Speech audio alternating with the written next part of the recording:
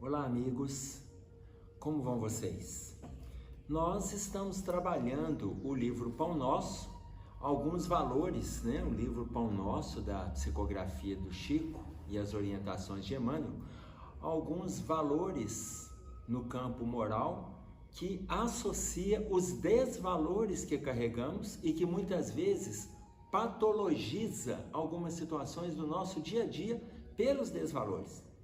Então, veja bem, nós escolhemos alguns capítulos. Claro que o Evangelho inteiro, ele trabalha as nossas questões internas.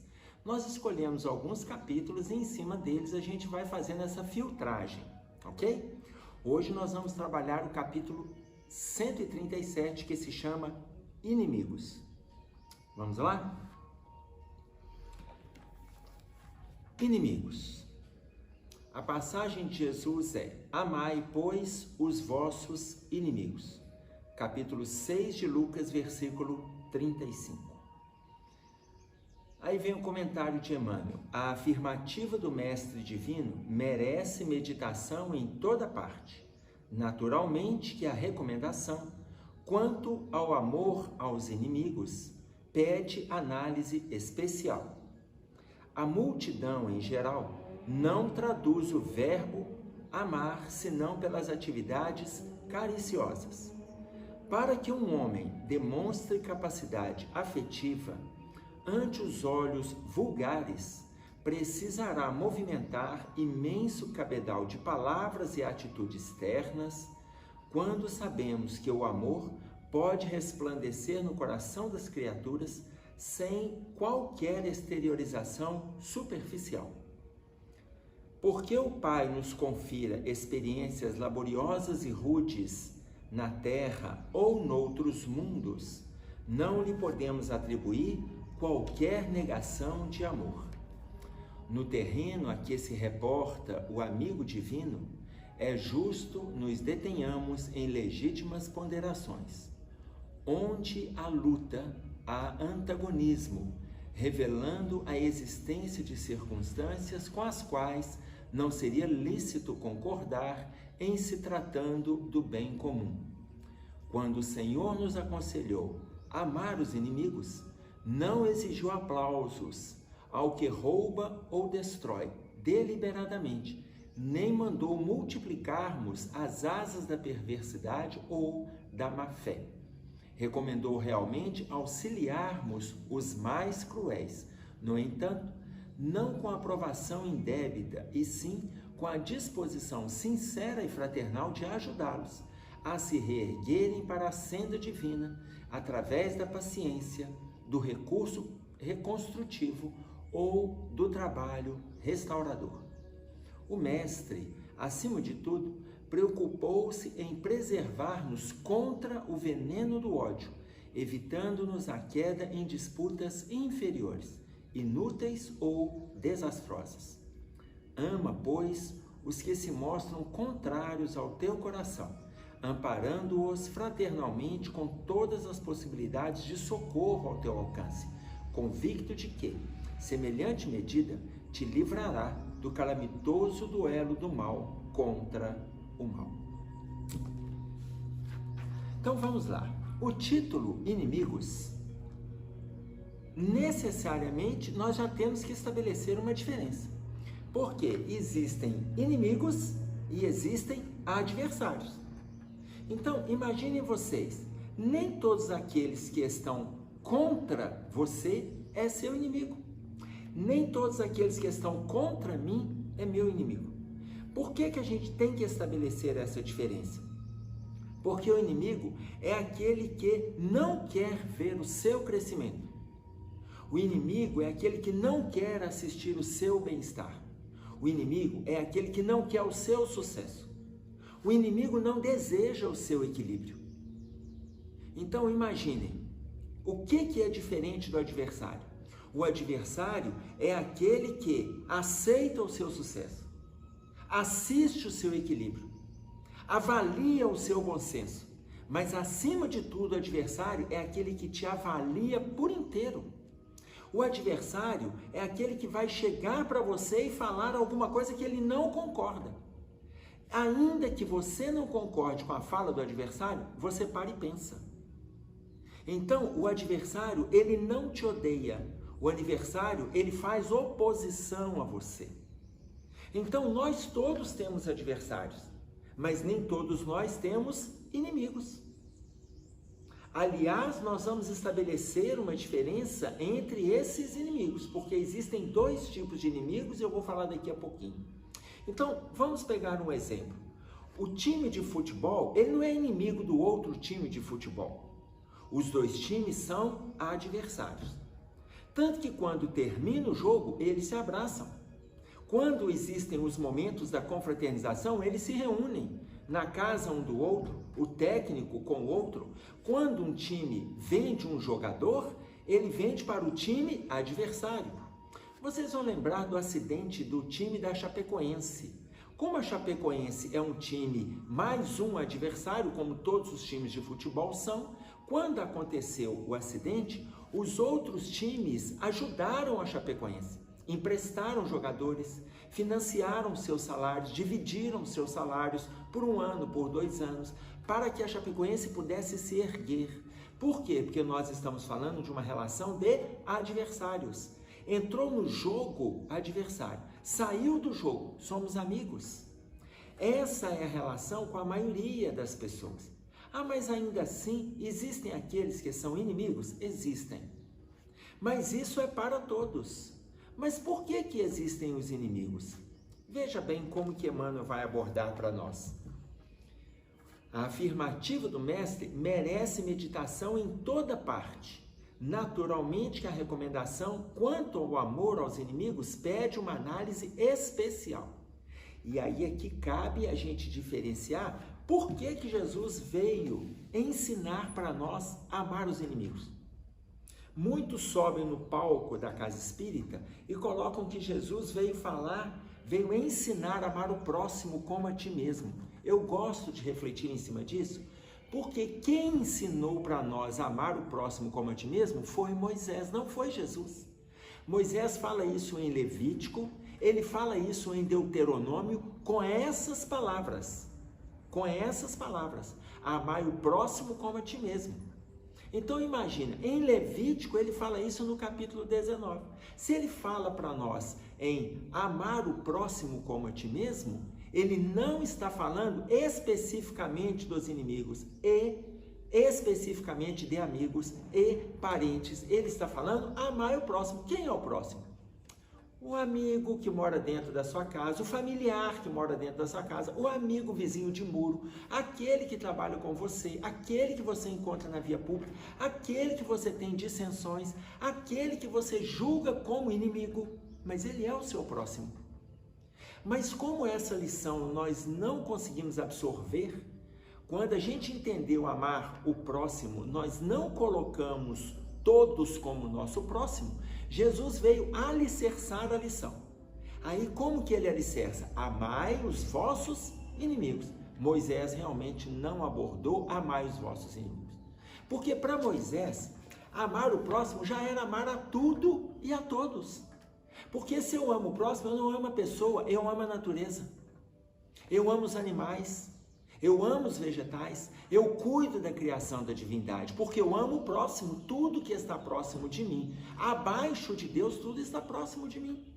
Então imaginem vocês, se Deus está dentro de nós, quando eu falo abaixo dele, eu posso estar dizendo o seguinte: a partir de Deus, tudo a gente tem que considerar como sendo o nosso próximo. Amemos a todos. Essa é a orientação de Moisés. Amai o próximo como a ti mesmo. Mas na dificuldade da assimilação, 2000 anos depois, Jesus vem colocar para nós: amai os vossos inimigos. E aí vocês imaginem, quando nós falamos do perfil de inimigos, eu disse para vocês, olha a orientação que o Emmanuel traz para nós. De toda parte. Toda parte significa que não é uma orientação para cristãos, não é uma orientação para muçulmanos, não é uma orientação para ateus, é uma orientação para o mundo. Toda parte. Amai os inimigos. Mas atente-se para se você realmente tem os inimigos. olha a colocação que o Emmanuel traz para nós. A multidão, em geral, não traduz o verbo amar senão pelas atividades cariciosas.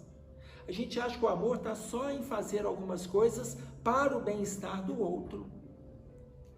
A gente chama de, mas é porque eu amo fulano, eu amo aquela família, eu amo aquele grupo, eu amo aquelas pessoas. Aí ali a gente se envolve, a gente se doa, a gente se permite. São as chamadas atividades cariciosas, aonde envolve o nosso carisma, o nosso carinho e a nossa caridade. Mas a gente precisa ir além. Para que um homem demonstre capacidade afetiva ante os olhos vulgares, ante os olhos do mundo, precisará movimentar imenso cabedal de palavras e atitudes ternas. E aí começa o exercício dessa relação de amor. Quando sabemos que o amor pode resplandecer no coração das criaturas sem qualquer exteriorização superficial. Então veja, amar não é simplesmente atender todas as demandas do mundo, das pessoas, da vizinhança, da casa espírita, do templo religioso, independente de ser casa espírita, católica, protestante, budista, não é atender as demandas. E aí tem uma palavra mágica nessa relação, aliás, duas palavras mágicas nessa relação, que se chama ser bom. Ser bom é o título de um capítulo do livro A Imensidão dos Sentidos, capítulo 2 do livro A Imensidão dos Sentidos, que o Espírito de Hamed, sob a psicografia de Francisco do Espírito Santo Neto, ele coloca para nós que nós precisamos de aprender a lidar com algo que se chama limite. Ser bom é dar conta de colocar limite nas relações.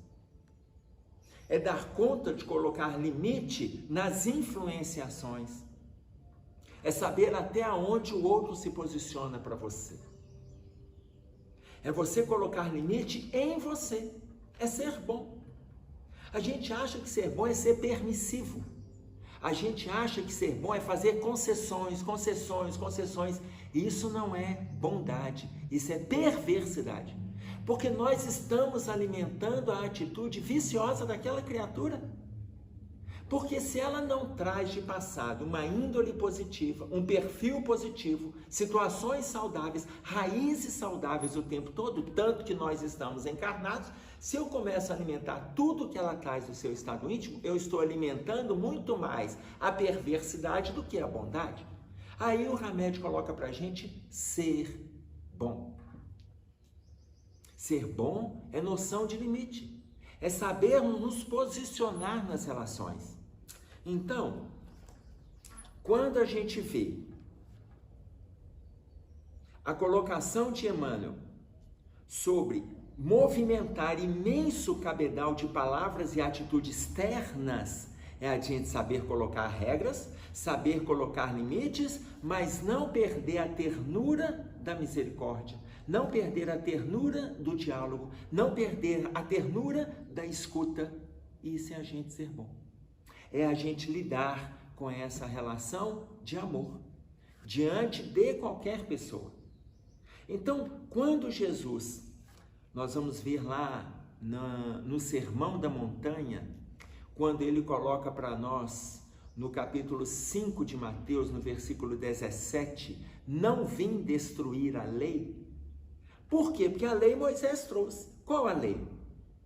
Amar o próximo como a ti mesmo. Mas eu vim dar cumprimento, disse Jesus. Ou seja, o que Jesus acrescenta para a gente na lei? Amai os vossos inimigos. Amai os vossos inimigos. E aí ele diz assim, porque o Pai nos confira experiências laboriosas e rudes, porque todo mundo tem dificuldades, na terra ou em outros mundos, não lhe podemos atribuir qualquer negação de amor. Então não significa que Deus não nos ama. Agora, aí eu disse para vocês que nós iríamos estabelecer uma diferença. Por quê? Porque quando a gente fala em inimigo, a gente sempre pensa em pessoas. Então, se eu perguntar para vocês quem tem inimigo, vocês que estão me escutando já estão me dizendo eu tenho. Uns estão dizendo assim, eu não tenho. Mas olha, eu vou dar um outro perfil de inimizade para vocês avaliarem. Aqueles que estão me dizendo que tem, está pensando numa briga que teve, numa discussão, numa pessoa que você não conversa há 3, 5, 8 anos. Outros estão pensando dentro de casa. Estão pensando em pessoas. Mas vamos pensar então num outro perfil de inimigo. E o inimigo interno? E o inimigo interno? Já pensou nele? Porque veja, se nós temos inimigos externos, é porque ele entra em ressonância com o meu estado interior. Esse inimigo interno, esse eu estou carregando há séculos, e muitos de nós não vemos como inimigo. Então imaginem vocês, comece a pensar em uma dificuldade que você tem. Uma dificuldade que você tem. Pensa nela. Vou pegar um exemplo para vocês. Uma historinha. Uma pessoa perguntou para um senhor já numa idade avançada, mais que a minha, para vocês entenderem o nível da idade deste senhor, né? Perguntou para ele lá naquele quadro mais envolvido com a obesidade, perguntou para ele assim, você fuma? E ele disse, não, nunca fumei. Você bebe? Claro que não, não bebo, de jeito nenhum. Mas você come carne gordurosa? Mas de maneira nenhuma, nada disso. Então, você tem uma vida saudável. Como que é a sua alimentação? Salada, frutas, verduras, legumes? Então, se eu tenho uma vida muito saudável, tenho, muito saudável. Aí esse moço perguntou para ele assim, então qual é a sua maior dificuldade? Eu falei assim, o meu problema maior é a mentira. Então, por aí vocês já estão entendendo, porque se ele estava naquele estado de dificuldades físicas, de locomoção, de obesidade, quando ele fala, ele dava uma risadinha. Qual é a maior dificuldade? A mentira. Qual é o maior inimigo que ele carrega? A mentira. Mas esse movimento, essa historinha, é só para nós avaliarmos qual é o maior inimigo que a gente tem. Porque todos nós temos dificuldades do campo moral. Seja a mentira, seja a maledicência, pensamento negativo, ou a vaidade, ou a indisciplina, ou a preguiça, o desânimo, as dores no corpo, dor de cabeças constantes. Então vocês imaginem, todos nós estamos trazendo dificuldades internas. Essas dificuldades internas entram em ressonância com o mundo externo e muitas vezes a gente encara aquela pessoa como inimiga. Mas ela entra em contato com a nossa sintonia, com as nossas fragilidades emocionais, as nossas fragilidades psíquicas. Quando ela entra em contato com tudo isso, nós passamos a atribuir a ela a nossa relação de mal-estar. Ela é a responsável, como diz o irmão José, não é o outro que te irrita. É você que se permite irritar por não concordar com a postura do outro. Ele coloca isso para nós no livro De Ânimo Firme. Não é o outro que nos irrita. Então, imagine vocês como que está a nossa relação com o inimigo. E aí, nós vamos lá na colocação do Emmanuel, quando ele diz assim, onde há luta, há antagonismo. Se nós estamos lutando para vencer o mal-estar que estamos trazendo, no nosso estado íntimo, temos antagonismos.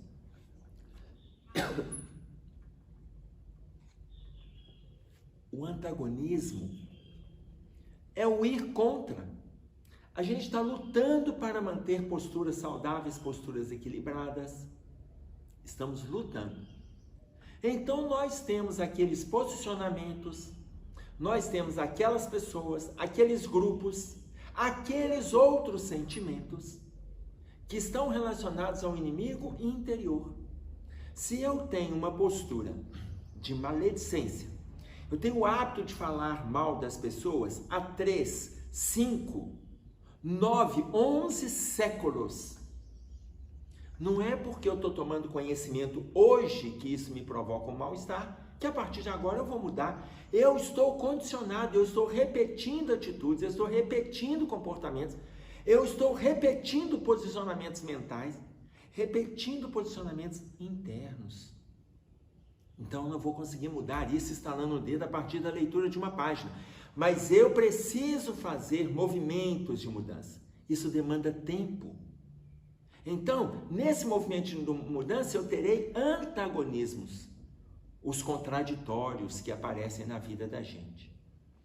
Quando o Senhor nos aconselhou a amar os inimigos, não exigiu aplausos ao que rouba ou destrói deliberadamente, nem mandou multiplicarmos asas da perversidade ou da má-fé. Agora vamos entender os inimigos não como aquele, mas como este.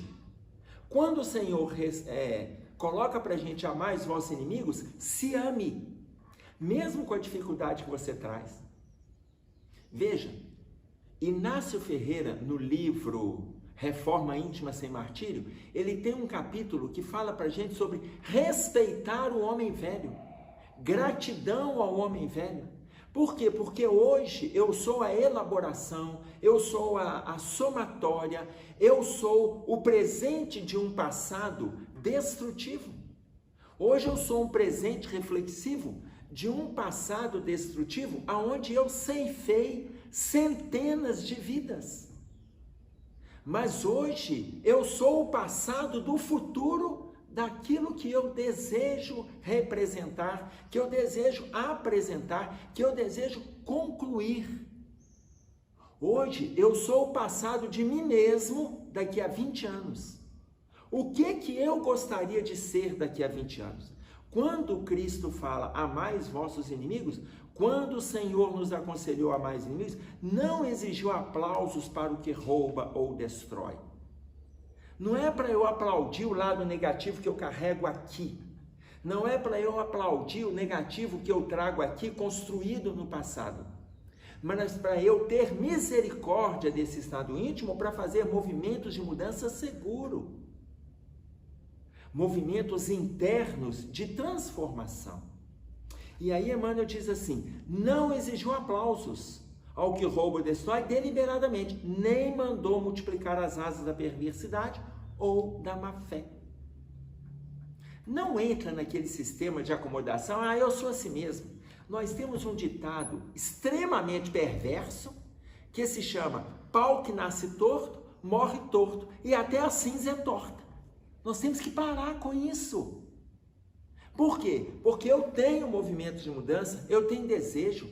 Se erga, cresça, levante. Olha a colocação de Paulo, nós já fizemos referência a esta colocação em outros vídeos, quando ele coloca para a gente, desperta tu que dormes, lembram disso?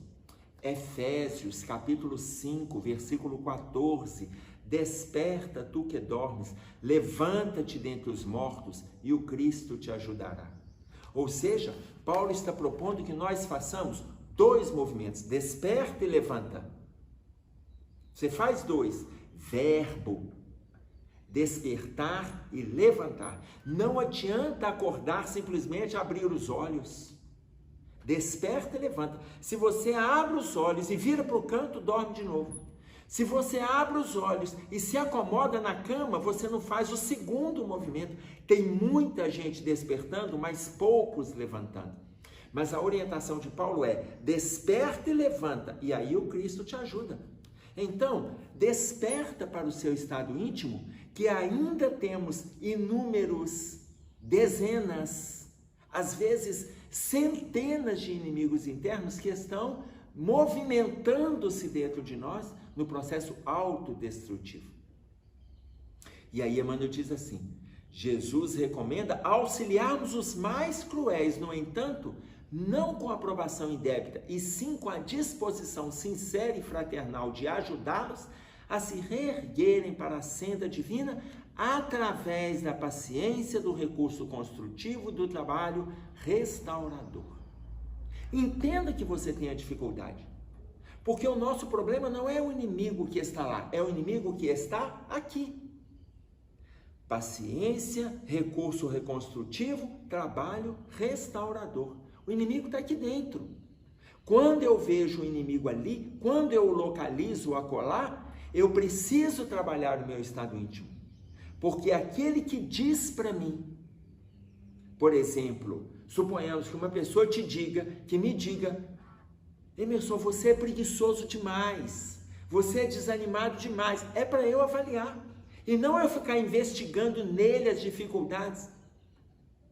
E quando a gente identificar dificuldades no outro, não tem problema nenhum conversarmos com o outro, desde que seja conversa salutar, palavras e atitudes ternas.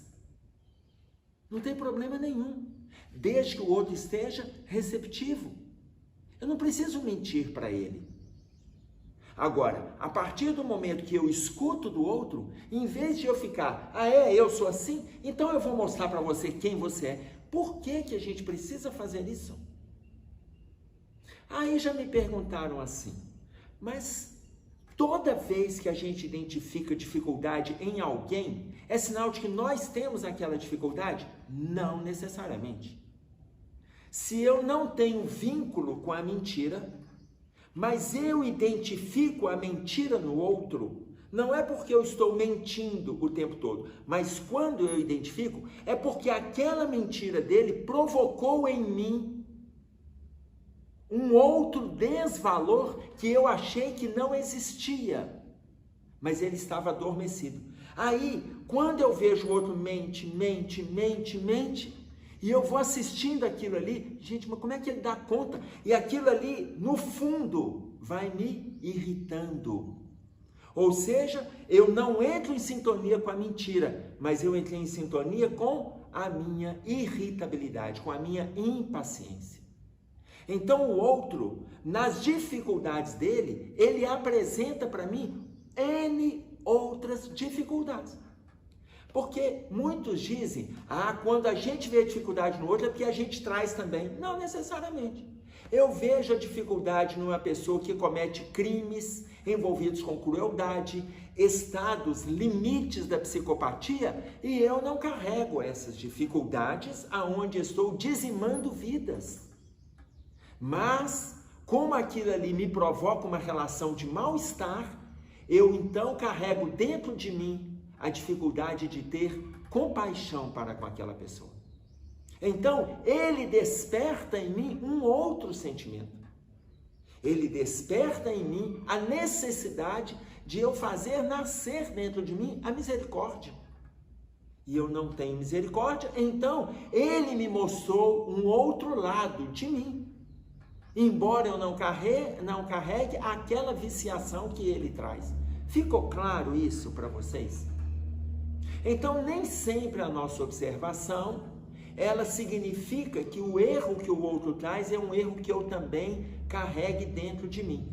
Mas o erro que ele traz pode despertar em mim outros, aonde acende em mim a necessidade do movimento de transformação. Ou seja, não transformar o mundo, mas transformar-me diante do mundo. Um movimento de autotransformação, de autorreflexão. Eu não vou conseguir fazer nada lá fora se eu não consigo promover aqui dentro. Então, o que ele coloca para nós? Trabalho restaurador. Porque aquele que traz esta ou aquela viciação, ele desperta em mim outras dificuldades. Não que eu carregue as mesmas, mas quando eu avalio, quando eu julgo e quando eu condeno, eu descubro em mim a necessidade da compaixão, da misericórdia e da paciência. Porque Emmanuel diz, paciência, recurso reconstrutivo do trabalho restaurador. O mestre, acima de tudo, preocupou-se em preservar-nos contra o veneno do ódio, evitando-nos a queda em disputas inferiores, inúteis ou desastrosas. Veja bem, o próximo tema nosso, vocês vão observar lá no capítulo 166 desta mesma obra que nós vamos trabalhar aqui, é o próximo videozinho que a gente vai marcar, chama-se Cura do Ódio, que é uma continuação desta colocação de Emmanuel. A preocupação de Jesus era preservar-nos contra o veneno do ódio, evitando-nos a queda em disputas inferiores, inúteis ou desastrosas. Por quê? Porque precisamos evitar esse estado danoso para o nosso quadro interior. E aí ele disse: ama os que se mostram contrários ao teu coração. Aí volto de novo à questão, estabeleçamos a diferença entre inimigos e adversários. Por quê? Porque os dois estão contra o nosso coração. Ama os que se mostram contrários ao teu coração. Agora, um não quer o seu crescimento. O outro é adversário. Ele te mostra posicionamentos diferentes. Mas ele não está contrário ao seu crescimento. Mas quando ele te mostrar posicionamentos diferentes, avalia. Não se contrapõe, não o agrida, não o repreenda. Não faça situações de elevação de autoestima baixa no quadro dele. Não faça isso. Isso é agressivo. Se o outro diz que você é isto ou aquilo, avalia. Se você sentir que é e que é importante fazer movimentos de mudança, faça. Se você sentir que não é, fique com a consciência tranquila, porque de tudo que você já empreendeu na sua vida, ele não conhece a sua luta, mas você conhece, e a consciência divina que está enraizada em você também conhece. E aí Emmanuel disse: ama, pois, os que se mostram contrários ao teu coração, amparando-os fraternalmente com todas as possibilidades de socorro ao teu alcance, convicto de que semelhante medida te livrará do calamitoso duelo do mal contra o mal. A gente não entra na faixa vibratória que o outro se nos apresenta. E a gente evita um duelo terrível, como nos coloca o Evangelho segundo o Espiritismo. No capítulo 12, amai os vossos inimigos, no item 3, não tem como a gente sentar numa mesa com o inimigo com o mesmo prazer que a gente assenta com um amigo. Mas é a gente estar pronto para atendê-lo se for necessário levarmos a ele este socorro. Se é significativo, se é importante, fizemos um movimento autoavaliativo, façamos também esse movimento na nossa relação externa, seguros de que na relação interna já não entramos mais em sintonia com este padrão vibratório. Livremos-nos dos inimigos íntimos e fica fácil nós atendermos aqueles que a gente acredita ser os nossos inimigos físicos. É isso aí. Até breve. Um abraço a todos.